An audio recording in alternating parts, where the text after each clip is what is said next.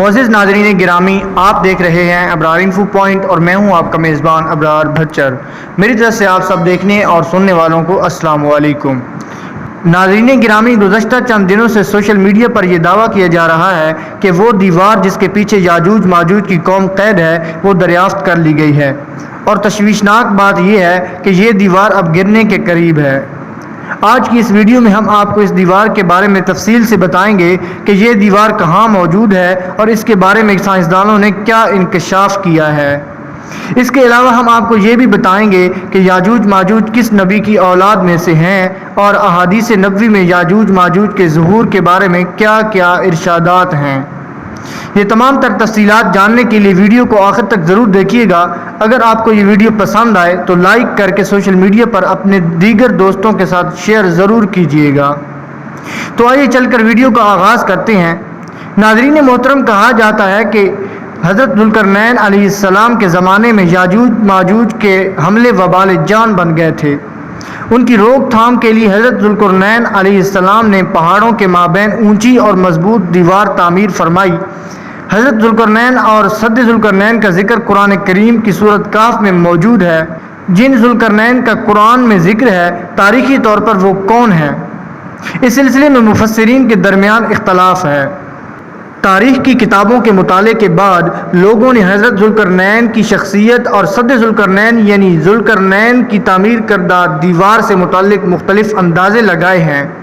بہت سے قدیم علماء اور مفکر سکندر اعظم کو ہی ذوالقرنین مانتے ہیں، مگر بعض اس کا انکار کر کے یہ دلیل پیش کرتے ہیں کہ ذوالقرنین دراصل حضرت سلیمان علیہ السلام کا خطاب تھا، اس لیے سکندر اعظم ذوالقرنین نہیں ہو سکتا۔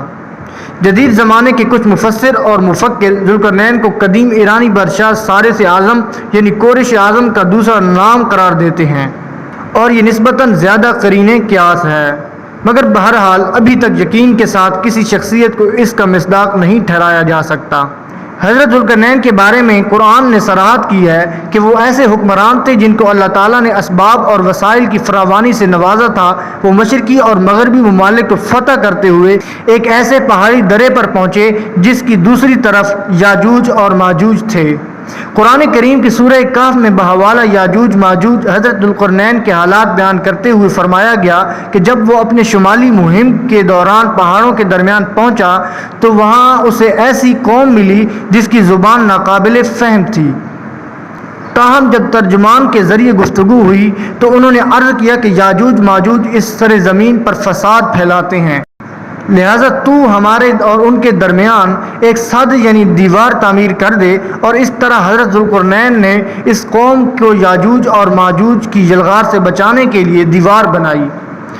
جو دیوار بنائی گئی وہ کوئی خیالی اور مانوی نہیں بلکہ حقیقی ہے، جو لوہے اور پگھلے ہوئے تانبے سے بنائی گئی تھی، جس سے وقتی طور پر یاجوج ماجوج کا فتنہ دب گیا۔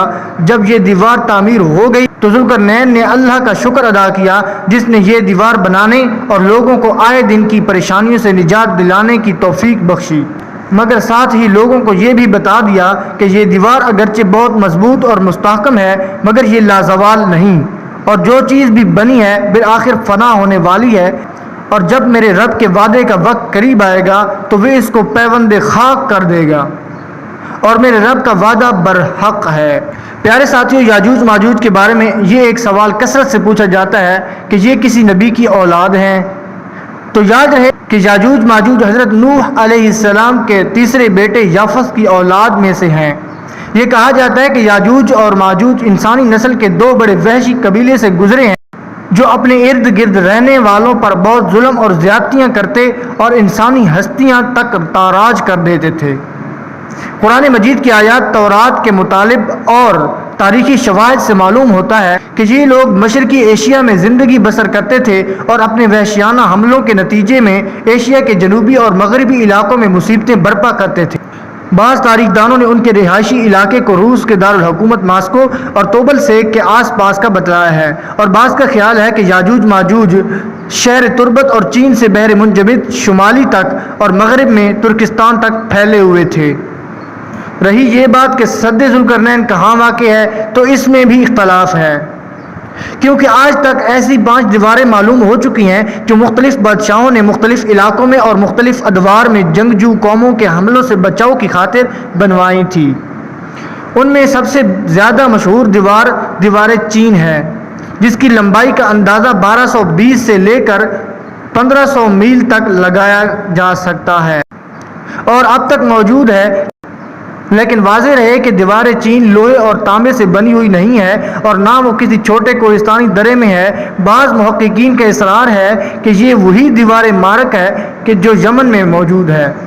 یہ ٹھیک ہے کہ دیوار مارک ایک کوہستانی درے میں بنائی گئی ہے، لیکن وہ سیلاب کو روکنے اور پانی ذخیرہ کرنے کے مقصد سے بنائی گئی تھی، اور ویسے بھی وہ لوہے اور تانبے سے بنی ہوئی نہیں ہے۔ جبکہ علماء اور محققین کی گواہی کے مطابق سرزمین قفقاز میں دریائے حضر اور دریائے سیاہ کے درمیان پہاڑوں کا ایک سلسلہ ہے جو ایک دیوار کی طرح شمال اور جنوب کو ایک دوسرے سے الگ کرتا ہے۔ اس میں ایک دیوار کی طرح کا درہ بھی موجود ہے جو مشہور درہ تاریال ہے۔ یہاں اب تک ایک قدیم تاریخی لوہے کی دیوار نظر آتی ہے۔ اسی بنا پر بہت سے لوگوں کا نظریہ ہے کہ دیوار ذوالقرنین یہی ہے۔ اگرچہ دیوار ذوالقرنین بڑی مضبوطی سے بنائی گئی ہے، جس کے اوپر چڑھ کے یا اس میں سوراخ کر کے یاجوج ماجوج کا ادھر آنا ممکن ہی نہیں، لیکن جب اللہ کا وعدہ پورا ہوگا تو وہ اسے ریزہ ریزہ کر کے زمین کے برابر کر دے گا۔ اس حوالے سے مراد یہ ہے کہ قیامت کے قریب یاجوج ماجوج کا ظہور ہے۔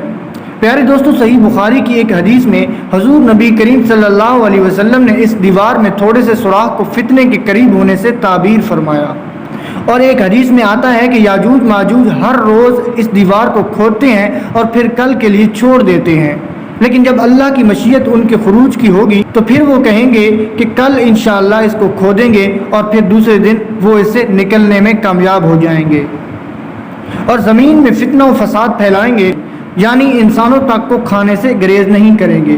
تو اللہ تعالیٰ کی طرف سے حضرت عیسیٰ علیہ السلام کو حکم ہوگا کہ وہ مسلمانوں کو طور کی طرف جمع کر لیں، کیونکہ یاجوج ماجوج کا مقابلہ کسی کے بس میں نہیں ہوگا۔ حضرت عیسیٰ علیہ السلام اور ان کے ساتھی اس وقت ایسی جگہ پر کھڑے ہوں گے جہاں غذا کی سخت قلت ہوگی۔ پھر لوگوں کی درخواست پر حضرت عیسیٰ علیہ السلام یاجوج ماجوج کے لیے بد دعا فرمائیں گے، بس اللہ تعالیٰ ان کی گردنوں اور کانوں میں کیڑا پیدا کر دے گا جو بعد میں پھوڑا بن جائے گا، جس کے پھٹنے سے یہ ہلاک ہونا شروع ہو جائیں گے، سب کے سب مر جائیں گے اور ان کی لاشوں سے ایک بالشت بھی زمین خالی نہیں ہوگی اور ہر طرف ان کی لاشوں کی گندی بو پھیل جائے گی۔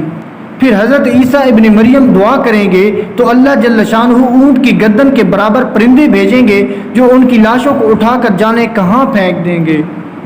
پھر ایک بارش ہوگی جس سے کل زمین صاف شفاف ہو جائے گی اور ہر طرف ہریالی اور خوشحالی ہوگی۔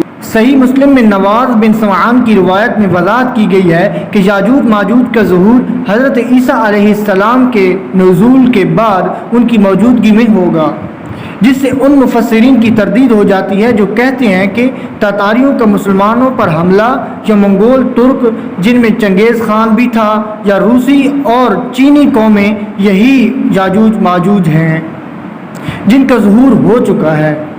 مغربی قومیں یہ خیال کرتی ہیں کہ انہیں افراد کا پوری دنیا میں غلبہ اور تسلط ہے، مگر یہ سب باتیں غلط ہیں، کیونکہ یاجوج و ماجوج کے غلبے سے سیاسی غلبہ مراد نہیں ہے، بلکہ طاقت و غارت گری اور شر و فساد کا وہ عارضی غلبہ ہے۔ لہذا یہ کہنا کہ یاجوج ماجوج ظاہر ہونے کو ہیں، یہ سب جھوٹ کے سوا کچھ بھی نہیں ہے۔